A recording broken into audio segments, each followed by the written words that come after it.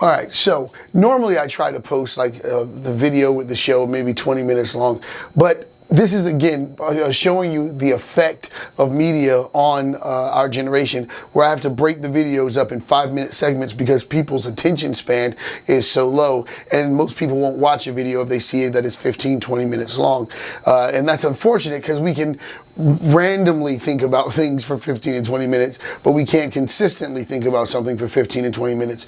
And the information that I'm about to tell you is very important. In the last video, I discussed the why we're doing what we're doing, because of the amount of negative influences from 1981 all the way to now.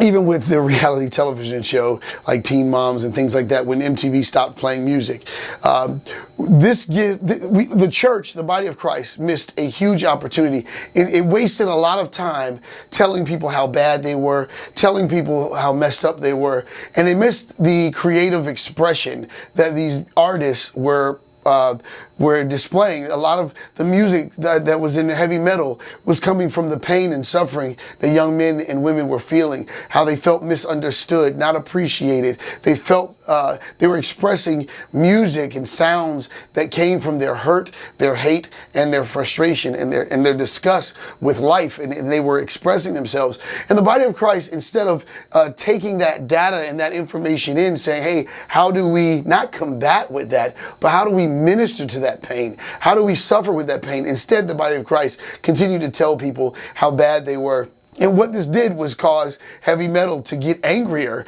and they got angry at the church, because the same way that they didn't see the effectiveness of the church was the same way the church was basically coming out there. Now we have an argument. Now there was an argument.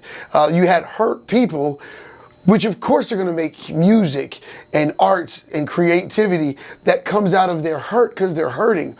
And then you have the church, instead of showing love, they condemn these people for being hurt.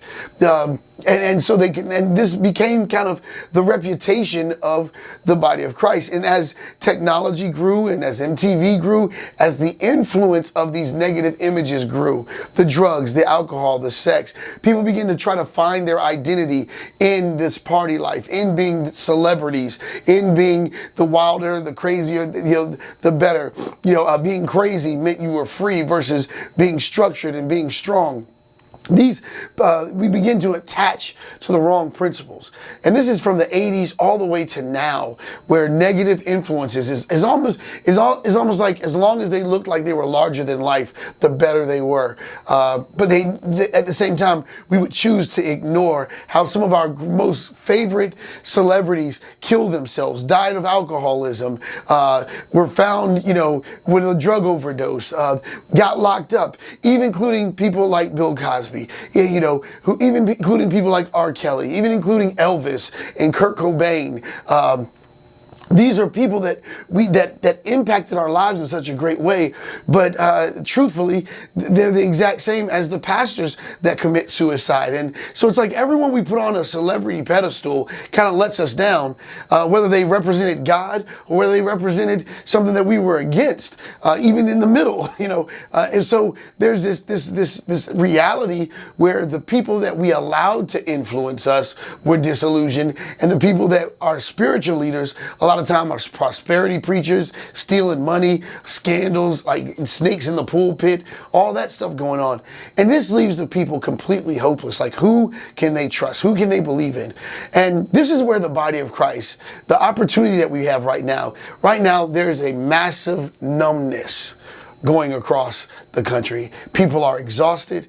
People don't know to trust CNN. They don't know to trust Fox. They feel bad for saying Black Lives Matter because it's a Marxist group, but then they know that Black Lives Matter. So there's this huge confusion. The amount of confusion that's plaguing our country right now. We don't really know what to do. Marilyn Manson actually made a comment and said, this is the time for artists to really make a difference like they did in the 70s. And I was blown away by that comment.